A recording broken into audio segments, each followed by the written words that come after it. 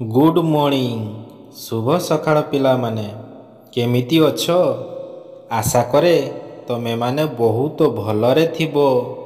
ପ୍ରତ୍ୟେକ ଦିନ ପାଠ ପଢ଼ୁଥିବ, ବିଦ୍ୟାଳୟକୁ ଯାଉଥିବ ଏବଂ ମୋର ଭିଡ଼ିଓ ଗୁଡ଼ିକ ସବୁଦିନ ଦେଖୁଥିବ। ଯେଉଁମାନେ ପ୍ରଥମ ଥର ପାଇଁ ମୋର ଏହି ଭିଡ଼ିଓଟିକୁ ଦେଖୁଅଛ, ଚ୍ୟାନେଲଟିକୁ ଲାଇକ୍ ଏବଂ ସବସ୍କ୍ରାଇବ୍ କରିଦେବ।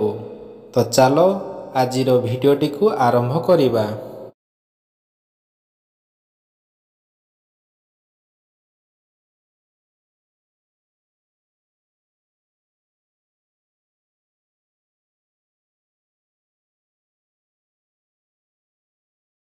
ମନୁଷ୍ୟ କର୍ମକ୍ରାନ୍ତ ଜୀବନକୁ ସରସ ସୁନ୍ଦର କରିବା ପାଇଁ ଭ୍ରମଣ କରିଥାଏ। ଏହି ଭ୍ରମଣ ଦ୍ୱାରା ନିଜର ଜ୍ଞାନ ବଢ଼ିବା ସଙ୍ଗେ ସଙ୍ଗେ ଅନ୍ୟମାନଙ୍କୁ ସେହି ଜ୍ଞାନ ବା ସ୍ଥାନ ସମ୍ପର୍କରେ ଅବଗତ କରାଇଥାନ୍ତି।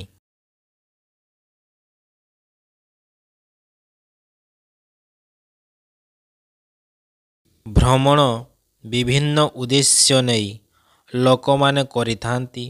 ଧାର୍ମିକ ଲୋକମାନେ ତୀର୍ଥ ଦର୍ଶନ ପାଇଁ, ବ୍ୟବସାୟୀ ନିଜର ବ୍ୟବସାୟ ବୃଦ୍ଧି ପାଇଁ, ଛାତ୍ରଛାତ୍ରୀମାନେ ଜ୍ଞାନର ଅଭିବୃଦ୍ଧି ପାଇଁ ଭ୍ରମଣ କରନ୍ତି।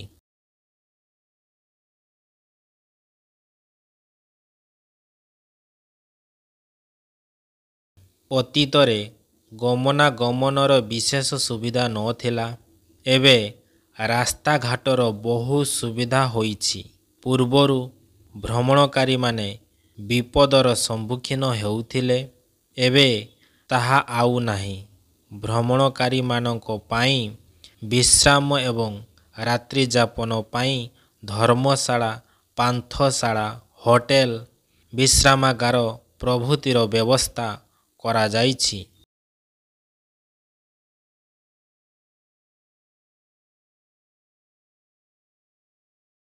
ସାଧାରଣତଃ ଭ୍ରମଣ ପାଇଁ ଶରତ, ଶୀତ ଓ ବସନ୍ତ ଋତୁ ସୁବିଧାଜନକ, କାରଣ ଏହି ସମୟରେ ରୌଦ୍ର ତାପର ପ୍ରଖରତା ଓ ବର୍ଷାର ପ୍ରାଦୁର୍ଭାବ ନଥାଏ।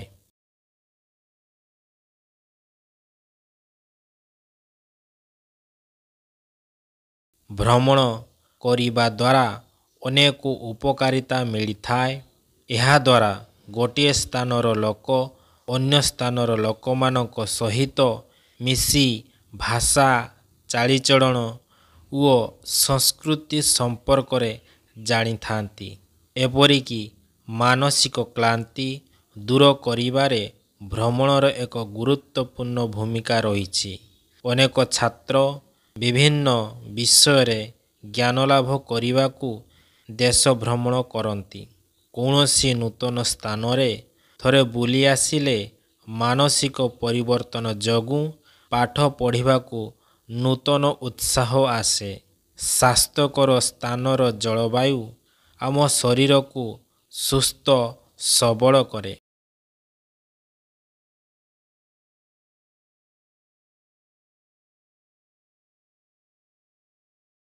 ବହୁ ବିଦ୍ୟାଳୟରେ ପ୍ରତିବର୍ଷ ପରିଭ୍ରମଣର ଆୟୋଜନ କରାଯାଇଥାଏ। ଶିକ୍ଷାର ପୂର୍ଣ୍ଣତା ନିମିତ୍ତ ନିୟମିତ ଭାବେ ଏହା ଆୟୋଜିତ ହେବା ଆବଶ୍ୟକ। ଏହା ଛାତ୍ରଛାତ୍ରୀମାନଙ୍କର କ୍ଳାନ୍ତି ଦୂର କରିବା ସହ କର୍ମକ୍ଷମ ହେବା ପାଇଁ ଉତ୍ସାହ ଓ ପ୍ରେରଣା ପ୍ରଦାନ କରିଥାଏ।